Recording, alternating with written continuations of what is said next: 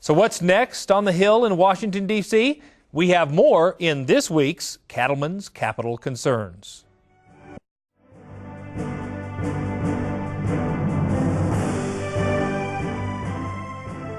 And joining me in the studio is Colin Woodall, Vice President of Government Affairs for National Cattlemen's Beef Association. Thanks for coming back to the show. Always good to be here, Kevin. Well, tell us, you have some good news in D.C. Tell us about the recent wins relative to the environmental issues. We've got some fantastic news. Just last week, the House of Representatives was working on their continuing resolution, and that is the function of getting the budget approved for the U.S. government, making sure that they get paid. They're a little behind. A lot of that is because of what happened with the elections and the changes.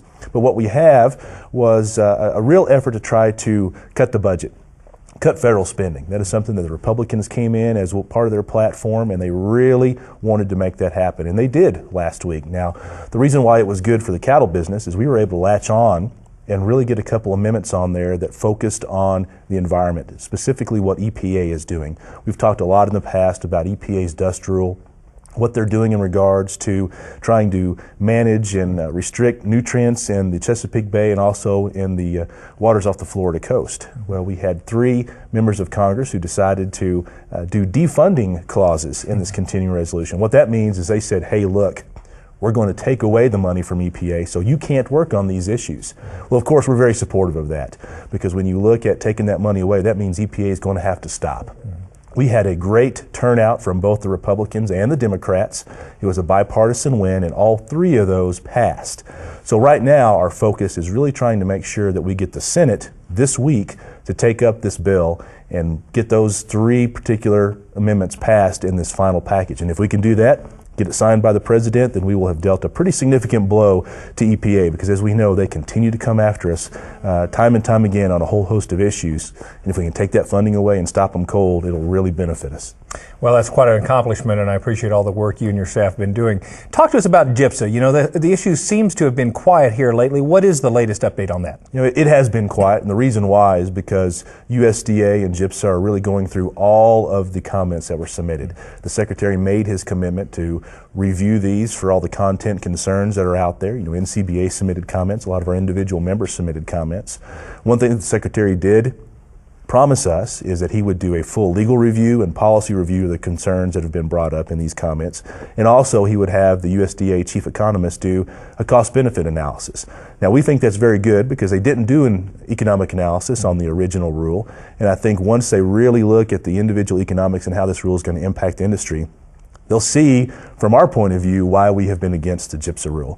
So right now, we probably expect another 6 months or so for comment review. I mean, over 60,000 comments were submitted. It takes a long time to get through those. Once that's done, they will really start looking at what the final rule will become. So we may see a final rule sometime late this fall, and at that point in time, we'll be able to take our next steps. But right now, the challenge really is making sure that this stays in the spotlight, because even though they're in the comment review, it's still an extremely important issue. We need to make sure that all producers know what's going on, that Congress knows what's going on, and of course that the Secretary knows just how we feel about it.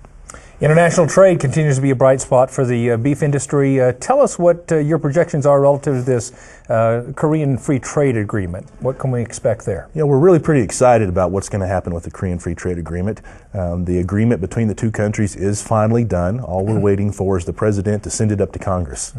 You know, the clock is ticking on us here because the Australians want to do a free trade agreement with the Koreans as badly as we do. And the good thing about this is right now we face about a 40% tariff on our beef going into South Korea. If this agreement is passed, that 40% tariff is phased out over the course of 15 years. If Australia gets in there before us, they're going to have 15 years worth of tariff advantage over our product. That's why it's so important that we get this thing passed.